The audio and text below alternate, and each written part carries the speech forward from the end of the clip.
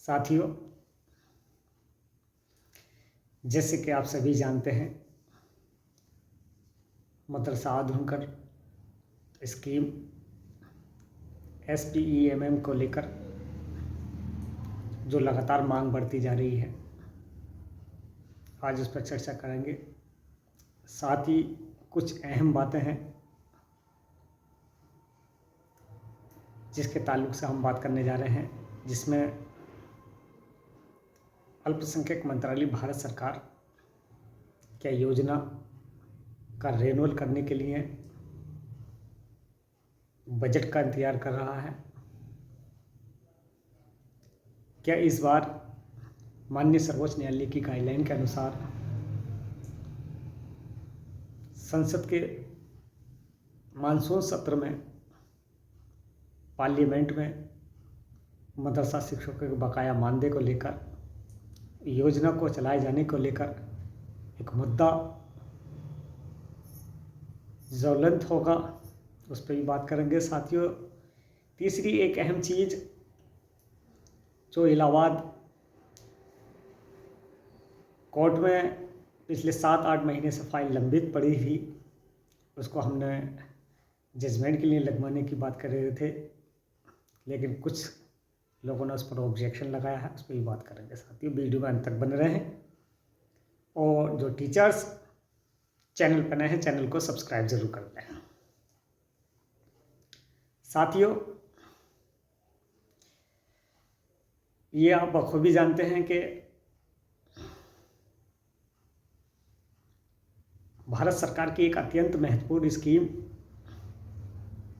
मदरसा आधुनिकर योजना SPEMM, जो वर्तमान में भारत सरकार की मिनिस्ट्री ऑफ माइनॉरिटी अफेयर अल्पसंख्यक मंत्रालय ने होल्ड पर रखी है। क्या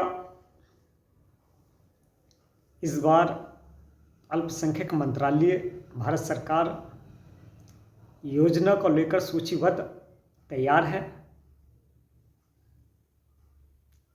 क्या अल्पसंख्यक मंत्रालय योजना का रेन्यूअल करने की तैयारी में लगा हुआ है? क्या यूडाइस का वेरिफिकेशन होने के बाद अल्पसंख्यक मंत्रालय इस स्कीम को फिर से चालू कर सकता है? साथियों, एक ये अहम चीज़ है। साथियों, अभी कुछ दिन पूर्व ही हमारी दिल्ली मंत्रालय बात हुई थी, जिसको लेकर अल्पसंख्यक मंत्रालय योजना को लेकर एक मंथन चल रहा है। साथियों, ये बहुत बड़ी अपडेट है, खबर है। और वो क्यों है साथियों? इसकी एक अहम वजह ये है कि जब से माननीय सर्वोच्च न्यायालय का आदेश पारित हुआ है मदरसा बोर्ड को लेकर, मदरसा शिक्षा को लेकर, जब से केंद्र सरकार हरकत में है और कहीं ना कहीं वो पूर्व से चली आ रही स्वर्गीय प्रधानमंत्री अटल बिहारी वाजपेयी का ड्रीम प्रोजेक्ट के रूप में इस स्कीम को पुनः चालू करने, उसका रेन्यूअल करने का विचार विमर्श कर रहा है। साथियों, अगर ऐसा होता है तो ये मदरसा टीचर्स के लिए बहुत खुशी की बात होगी। साथियों, चूँकि अनुमानित आने वाली 25 नवंबर से संसद का शीतकालीन सत्र शुरू होगा।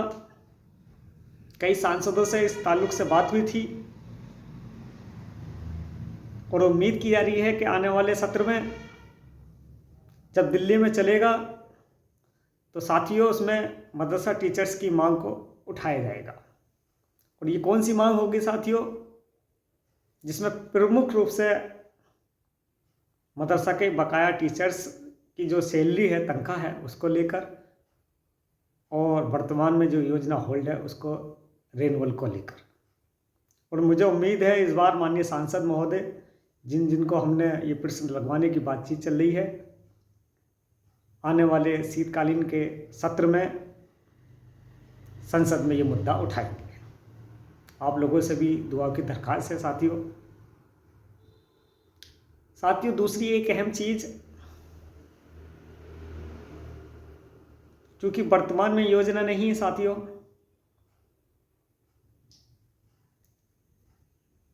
उत्तर प्रदेश राज्य सरकार द्वारा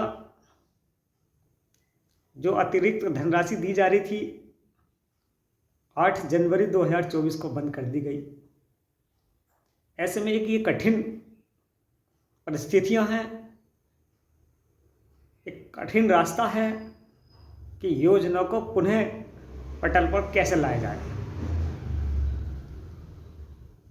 जब स्कीम बंद हो जाती है या उसकी स्थिति रन आउट हो जाती है, तो साथियों उसको पुनः रनिंग पोजीशन में लाने के लिए, उसका पुनर्गठन करने के लिए नया प्रस्ताव लाया जाता है। क्योंकि वर्तमान में माननीय के अल्पसंख्यक मंत्री दानिश आज़ाद अंसारी साहब इस स्कीम को देख रहे हैं। वो कई बार मुख्यमंत्री जी से मुलाकात कर चुके हैं कि मदरसा आदमगढ़ स्कीम को राज्य सरकार से भी अपने स्तर से चलाए जाने की मांग रखी गई है। अगर राज्य सरकार से स्कीम को चलाए जाने की मांग हमारी आने वाले शीतकालीन सत्र के उत्तर प्रदेश के विधानसभा सत्र में पास हो जाएगी, तो ये मदरसा टीचर्स के लिए बहुत ही बेनिफिट होगी साथियों।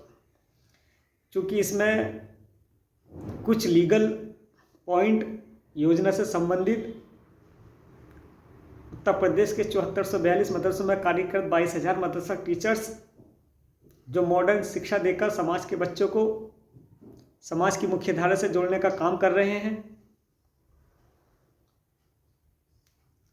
पूर्व में स्कीम एक बेहतर मुकाम से चलती हुई अल्पसंख्यक समाज के बच्चों को समाज की मुख्य धारा से जोड़ने का काम किया, मॉडर्न सब्जेक्ट पढ़ाए, और ये अत्यंत महत्वपूर्ण स्कीम कहलाई साथियों। क्योंकि वर्तमान स्थिति में बहुत से परिस्थितियां बहुत सी ऐसी हैं जो सरकार के सामने चुनौतीपूर्ण होती हैं, लेकिन पूर्व में हम लोगों ने एक बहुत ही सुंदर तरीके से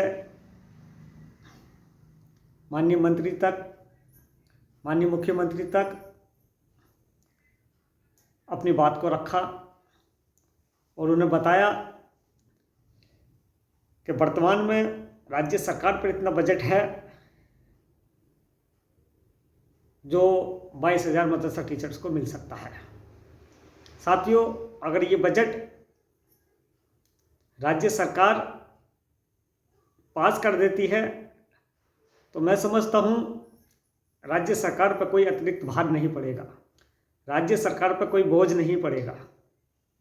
एक सर्कुलर बजट है साथियों 274 करोड़ का, जो पूर्व में माननीय मंत्री जी भी इस बात को कह चुके हैं और हम लोग भी लगातार प्रयासरत हैं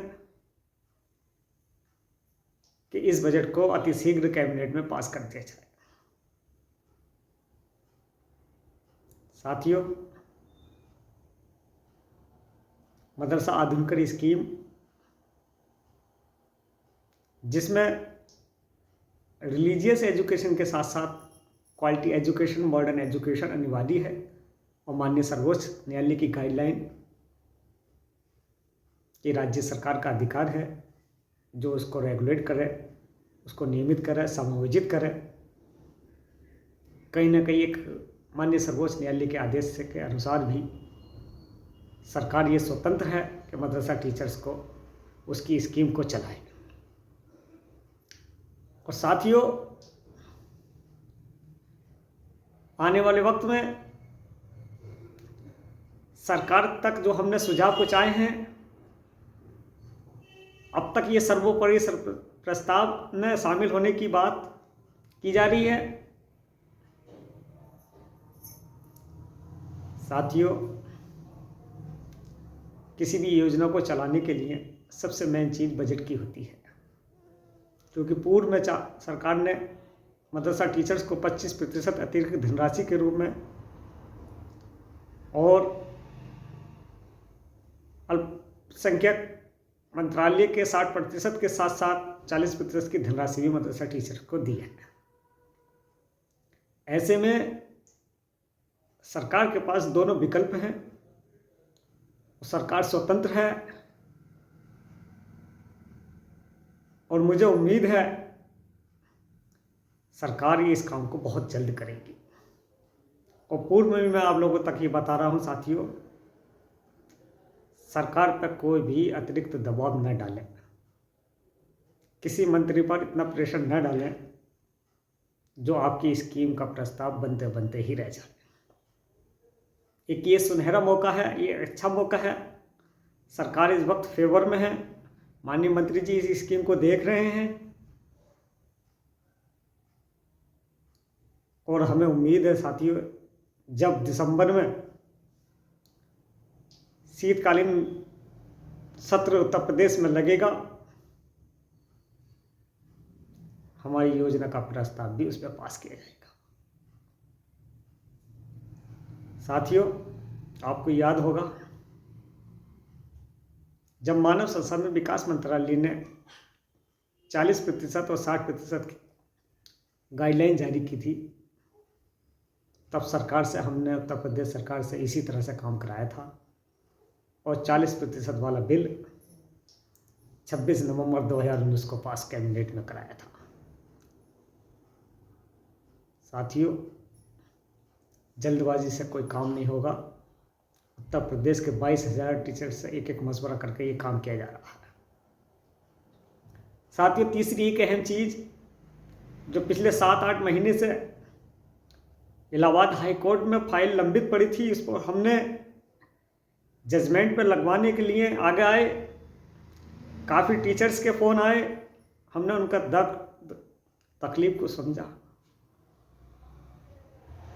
लेकिन साथियों, अफसोस, पूर्व में जिस आदमी ने कोर्ट के नाम पर अवैध वसूली की, उसने ऑब्जेक्शन लगा दिया। ये बड़ी दुख की बात है साथियों। लेकिन फिर भी हम आप लोगों से वादा करते हैं कि वो ऑब्जेक्शन कितनी ही लगा दें फाइल पर, हम उस पर जल्दी ही फाइनल सुनवाई कराने जा रहे हैं। क्योंकि नवंबर के आखिरी में ये जजमेंट फाइल लगनी थी साथियों, लेकिन 1 हफ्ता का समय और बढ़ गया है इसमें साथियों। अगर ये ऑब्जेक्शन नहीं लगाते तो नवंबर के आखिरी सप्ताह में इलाहाबाद हाई कोर्ट फाइल्स को सुनने के लिए तैयार था और इस पर फाइनल डिसीजन आ ही जाता। लेकिन साथियों, आप हिम्मत से काम लें, किसी जल्दबाजी में कोई फैसला न ले। जीत आपकी ही होगी।